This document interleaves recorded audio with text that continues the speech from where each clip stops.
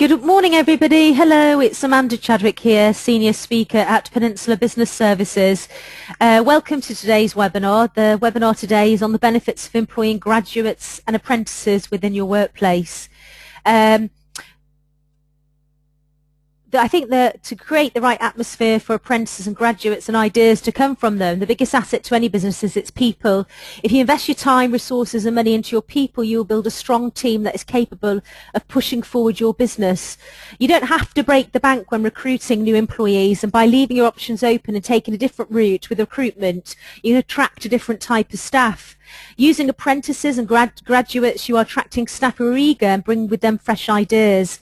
These are the people that make a difference. With their enthusiasm, they can really push your business forward in such economic times. Fresh out of university or school, people can bring to your business the new IT marketing, projects and designs that can be used to boost your business, and really more aware of what's going on outside of the workplace and in the business world than you might be, because you get wrapped up in your business. They may have a different approach to business, can see where you might be going wrong, and also how you can improve your systems and client base. Nurture, train, develop, incentivize, invest and recognize, and you will keep your employees. Your investment will pay off, as you will not only end up with a successful business but also happy, loyal staff who work well as a team and have a great work ethic. I myself, when I was 16, I was at college and I gave college up and actually went on a YTS scheme, learning admin and secretarial qualifications. I started out on the career ladder in my first full-time role for Hertz Rent-A-Car in their office, their sales office as a YTS. I worked with a lady there who was the area administrator and coordinator for Hertz Rent-A-Car. She was responsible for writing all the training packages. I remember walking through the door earning £25 a week and thinking, this is brilliant, this is fantastic. The opportunity to work in a brilliant company. The benefits I got were I got a full uniform and a coat, which I couldn't believe because that saved me money. I paid my mum £10 a week keep, and I kept the £15 myself, which, I believe you me, in the beginning of the 80s, that was quite a lot of money. And also I got on the job training, and the lady I worked for, Jenny and Ruth, said to me, if you work really hard, we will keep you on. If you prove yourself, we'll keep you on. But also at the same time, we'll give you really great training. You're working for a fabulous company. And within 6 weeks of working there, I became the youngest employee for Hertz Rent-A-Car. I was 16 at the time, and I was taken on full time. I proved my worth. I'd worked after work, I'd worked at the weekend, and sometimes they gave me a bit of extra cash for that. But I was really loyal to that company and moved up the career ladder. And in fact, within the year of me qualifying and working for them and becoming a full-time worker, Jenny became ill, and I was travelling around the country delivering their training packages. So it just shows you that apprenticeships can work. They're brilliant, and even in difficult times like this, apprenticeships are a vital way of improving the skills of staff, your chances of success. Apprenticeships can also prepare your company and help your business grow with new ideas and skills. So, what is an apprenticeship? Apprenticeships refer to on-the-job training, lead to a nationally recognised qualification, dates the delivery of apprenticeships throughout England. But there are also chambers of commerces, local business groups that also work with companies on training, advice, etc. Apprenticeships usually take 1 to 4 years to complete, depending on the job that somebody's doing. And there's one company that I work with over in the Northwest, and actually when they've qualified after 4 years in engineering, he said he's walking around the factory with letters for the staff, and he says a couple of them might stay with me. He says, but generally the job offers they're getting are abroad, amazing job opportunities, America, Middle East, Cuba. So he says, I like to keep a couple of them, but a lot of them go further afield. So age for apprenticeships, usually it's between 16 and 24, but we can go up to 27. Apprenticeships are a cheaper way of training employees. Look, there's about 250 different apprenticeships that people can do, and there's approximately 1,400 different job roles, and that's a little bit more than you think. I think when you think of apprenticeships, a lot of people do think mechanical, hairdressing, but there are so many. There's actually even business support functions such as admin and finance as well. So if somebody wants to become an accountant, a bookkeeper, there's apprenticeships for that. Government offer an employer incentive to employ an apprentice. So there's a cash figure here. There's massive high figures for youth unemployment. I myself actually work with schools, inner city schools, to generate enthusiasm for apprenticeships, for people going further into, to taking the right path in life, and working with them as a mentor to get them back into employment and to get them employment when they come out of school and maybe choose to go to college, university, or actually apprenticeship schemes. We've got a high level for youth unemployment at the moment, and this really is a great way of looking after people. And if you're a business owner listening to me now, or HR, and you're in an area, contact the local school and see. Excuse me, I'm full of a cold today, so please bear with me. Contact the local schools. But this is what I do.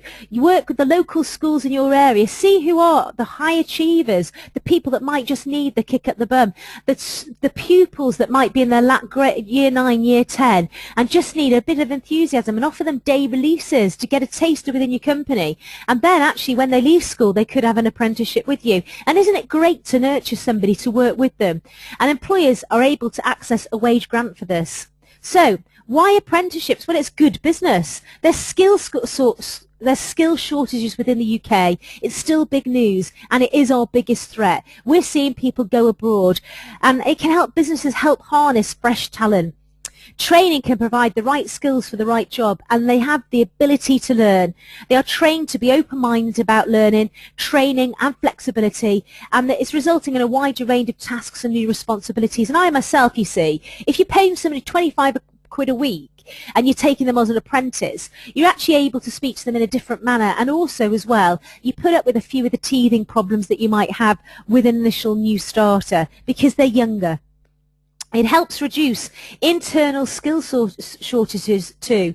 And retirement doesn't mean skill or trade dies. And what I think is great is when you've got somebody that's worked within your company for years and has an amazing skill or talent, a stonemason, a builder, a bricklayer, that retiring member of staff can actually train and buddy up with the apprentice, passing on their brilliant tricks of the trade, passing on their knowledge and skills that cannot be learned in a classroom. It minimises your staff turnover because it's proven, these apprentices prove to be loyal to their companies. It reduces workplace accidents because they're already, from an early age, working within environment and health and safety, rather than going in later on at a later age, and it increases your productivity. Cost effectiveness, often government contributes to the scheme and the training costs as well. The financial benefits for you, well, let me just point out, the University of Warwick proved that the cost of employing apprentices was recovered very quickly. Sheffield University proved that long-term financial benefits to investing in apprenticeships was amazing. A-level 3 advanced apprentice will generate an additional lifetime benefit to themselves and their employer of £105,000 compared to someone who does not gain an apprenticeship. Level 2 also brought in 73k. That's a gain of £16 for every £1 of taxpayers' money. We need to bring the skills back home. We need to bring them back into businesses. We need to give our youth the opportunity to work in companies and work alongside those skilled members of staff that you have. And also, let's look, we've got a lack of engineers, for example. Let's bring it home. So, why apprenticeships? Learning and Skills Council recently surveyed businesses throughout the UK on benefits of hiring an apprentice. Okay, 81% employing apprentices generated higher overall productivity for their company. 66% said that the apprenticeship programme made them more competitive in their industry. 92% said that their apprenticeship programme better motivated their staff and increased job satisfaction. And 74% said that their apprentices tended to be more loyal, remaining at the company for much longer than non-apprentices. And isn't it really fulfilling to see somebody do so well? I'm still in touch with that lady that I worked with in 1983. I'm still thankful for the opportunity she gave me and saw something in me. So, things not to forget in employment law when you're dealing with apprentices. They pay tax and insurance like anybody else. And actually, when you work with an apprenticeship scheme, you're working with a college, a chamber or a business group, and they're giving you apprentices, let me tell you, they'll give you all this information anyway. So they pay tax and insurance like anybody over 16. Exams are mainly taken in the workplace. There's sections to each of their apprenticeships depending on what they've chosen. They're entitled to the statutory minimum holidays like other workers. And so that means they have to have an employee handbook, doesn't it, with terms and conditions to show how they take their holidays, how they request them, just like your ordinary workers. You are responsible for the payment of wages. You've got to tie that up in the handbook. That means that if you overpay them, you can deduct it. So don't forget to have that written rule in your handbook as well. Sickness as per your normal employee handbook. So what we're going to find is, because there's a certain age group with apprentices, you may find that the sickness might be a little bit different. So we need to say to them, no texting in, ringing in, you know, so you make sure you manage it and control it. Always do the induction, and it's going to have to be in depth because this is somebody's first time in employment. So you're going to sit down with them and explain what maternity is, what paternity is, what health and safety is, and get them to sign for their training. You might have a different way of training these new members of staff that are coming through on apprenticeships. Remember, we're dealing with young workers here as well in some cases. So the young worker breaks, they're entitled to more breaks if they're younger workers. And remember, we've got the working time directive there. The biggest claim, one of the biggest claims anyway at the moment in tribunal, and that's not just with apprentices, by the way. And so we've got to make sure that people are taking their breaks and managing their holidays. And then don't forget, for health and safety reasons, what you have to do is when you're training your new apprentices, you train them and get them to sign to say that they've understood the training. And remember, supervisors are responsible for supervising young workers. So don't let your supervisors all go off having a fag together and leaving your young workers unattended, because you might find two young workers messing about on a compressed air machine, one of them loses their eye. Where was the supervisor? Having a fag.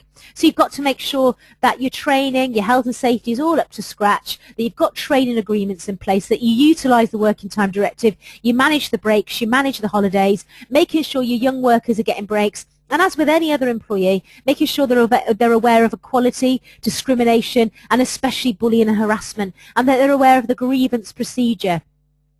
So also make sure they're responsible, you know, because you're taking people on that are younger. So we've got an age problem here, we might have anyway. They're addicted to social networking and mobile, so make sure you've got a mobile phone policy, make sure you've got, you know, a social networking policy, make sure they're aware that they can't use their mobile phones in the workplace, make sure that's if you don't allow them to, and you've got a written rule, and make sure that, you know, if they're working in a loading bay, for example, if they've got a mobile phone stuck to their ear or their iPod, we've got a problem here because they can't hear the vehicles behind them. And so that's not just the young people, you've got to educate the older people to that as well. So that falls under health and safety. And if you want to put a search policy in place, make sure they're aware that what a search policy is. It's not that you're actually going to ask them to take the clothes off. You're just saying, can you empty your bag, can you empty this, can you empty the boot of your car, etc. So it's a good idea to have a search policy in place. Right, an employee can ask you to become an apprentice, but remember there's a term and condition change here if somebody's requesting that role. Apprentices are entitled to maternity leave, just like a paternity leave as well, and family-friendly rights, and there's no limit to how many apprentices you can have. Don't forget they're allowed time off for training in college, and it depends on which apprenticeship really they're taking. And I've double mentioned this, the working time directive, breaks and holidays. So remember all this stuff. So going on to graduates here, there's about 230,000 graduates on average that join the UK labour force every year. The cause of this is due to the expansion of higher education and being more readily available every year to students. Graduates come out of uni possessing new raw talent, and they actually get the opportunity to trial out new projects while they're at university, so they are really bringing in raw talents into your workplace. They're desperate to get on the career ladder. They acquire fresh ideas and they bring them to you with their skills, drive and enthusiasm.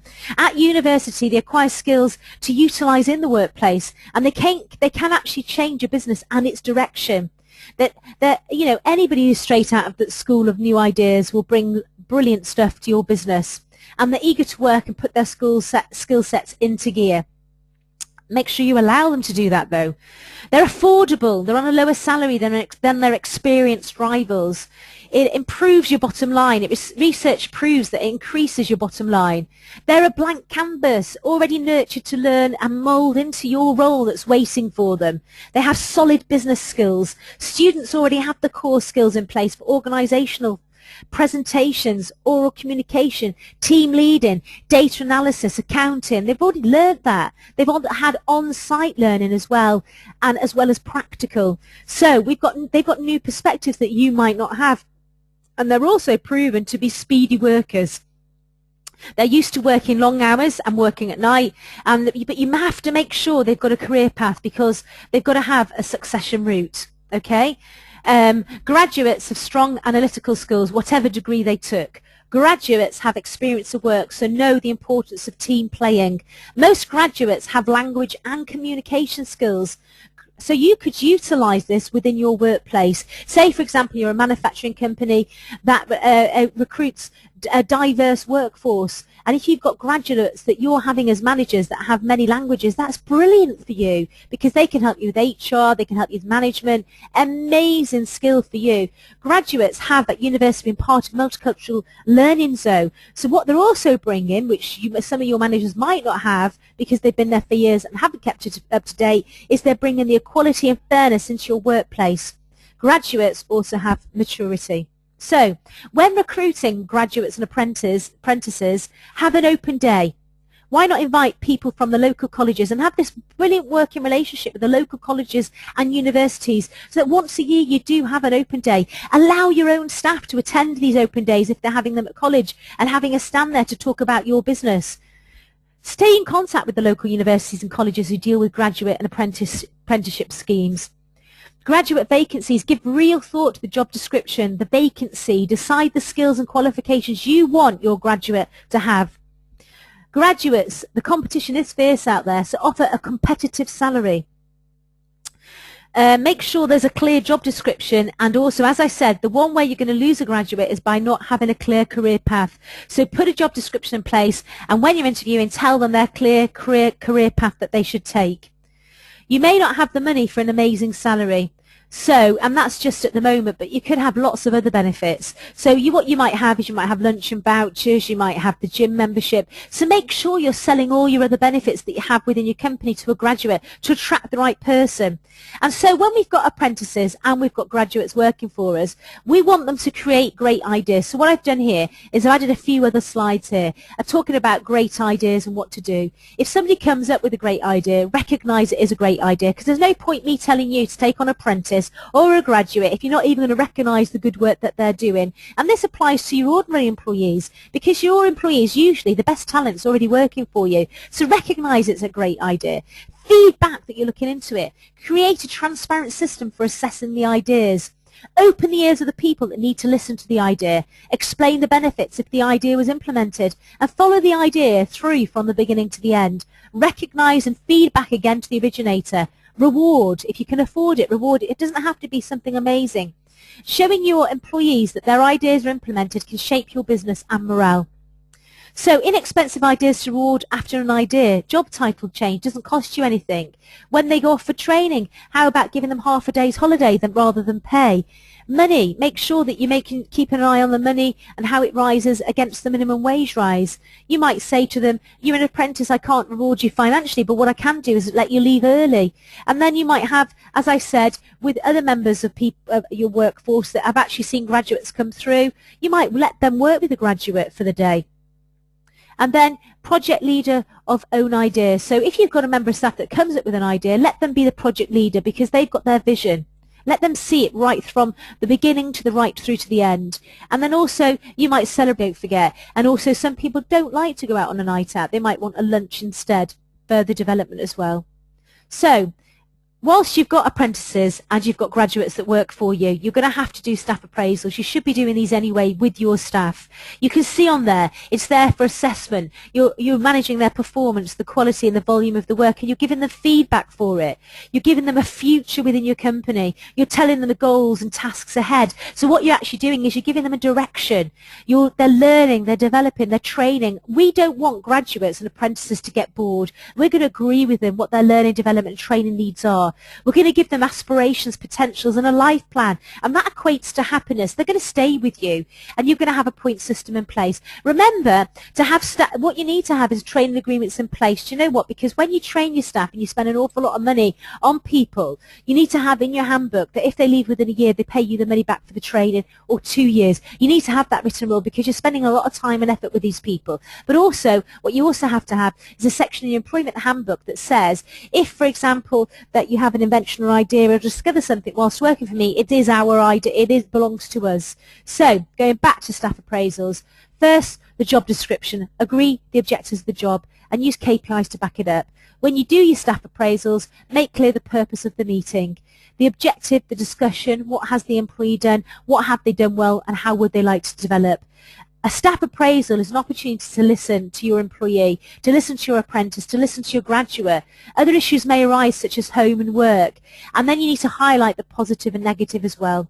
Agree their great skills and their knowledge and how you can help them best progress. The appraisal system is there to help them perform better, to make them happier, to give them a recognised route and system and development. So you need to do these staff appraisals and do them regularly, especially with somebody who's going through the management programme, especially if somebody's a graduate or an apprentice. We don't want them to get bored. Problems may arise during the meeting, so try and solve them then. If you can't solve them then, what you need to do is rearrange a new meeting as soon as possible. Agree the development needs with target dates. Agree the actions concerning the objectives. Agree new objectives and set out dates for the next 12 months. Encourage your employee to write comments on the form because you're getting their buy-in then. And fill in the appraisal form and action plan as you go along. Don't fill it in later. After the appraisal, the completed form should be signed and dated by the employee, the manager and senior manager, and copies should go to the employee, the appraiser and one on file. So I'm looking for graduates, apprentices, I'm looking for one-to-ones, I'm looking for feedback, I'm looking for staff appraisals, I'm looking for buy-in. What I'm ultimately looking for is to get a great workforce that's trained, that's spot on, and I'm looking for loyalty too. If disagreements do arise during an appraisal, listen. That's what an appraisal's for. That's what a one-to-one is for. Ask for evidence, specific examples, and if it's relevant, use KPIs, but just not general observations. Feedback to higher management that there is an issue with somebody, and feedback to the colleges if it is, for example, a student using an apprentice. Appraisals are there to allow discussion and challenge, and then make sure that everybody's aware of the grievance procedure. I gave you a wham-bam a talk today on graduates and apprentices, and I am absolutely so enthusiastic about graduates and apprentices and having them within the workplace. Now, I know I have Peninsula clients listening to me. If you want to know more about graduate schemes, apprenticeship schemes, you know, ring up our advice line. We can help you with those. We can help you with the contracts, the terms and conditions, and everything else you need to know about apprentices and taking them on, the working hours, etc. That's what you've got our advice line for. That's what you should be using this for.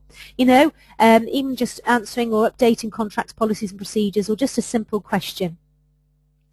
If you're on this webinar now and you're listening to me, and you know you've heard this this presentation today and you've seen the slides, and I do speak fast because I know your attention span isn't great on a webinar, so I have to keep you listening to me.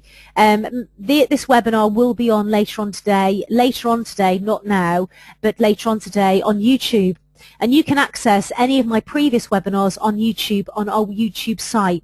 And that's under YouTube-PBS Press Office. I'll repeat that again, so if you didn't have a pencil handy, it's YouTube/PBS Press Office. If you have a query and you'd like to ask me a question about anything to do with employment law or anything I've mentioned today, contact me at free@peninsula-uk.com. I try to answer all my emails personally.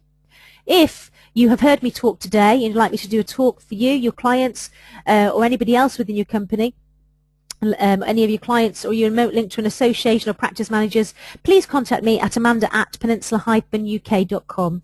I hope you thoroughly enjoyed today's webinar, and I hope to speak to you again soon. So thank you very much for listening to me today, and I hope I've made a difference within your business.